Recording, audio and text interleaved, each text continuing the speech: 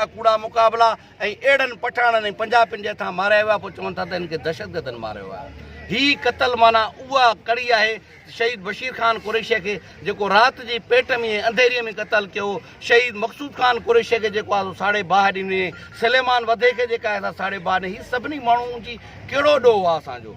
या त असां ते ॾोह साबित कयो वञे त तव्हांजो ॾोह हे आहे, तव्हां मरणु क़बूल कयो, असां मरण जे लाइ तयारु आहियूं। बाक़ी असीं न दहशतगर्द आहियूं न धाड़ेल आहियूं। असां चऊं था त असां सियासी वर्कर आहियूं ऐं वर्करनि जा क़तल ईअं थियणु न घुरिजनि।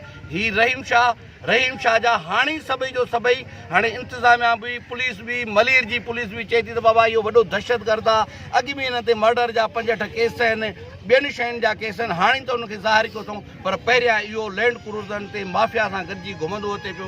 कराचीअ में केर बि हिनखे चवण जे लाइ तयारु न हो।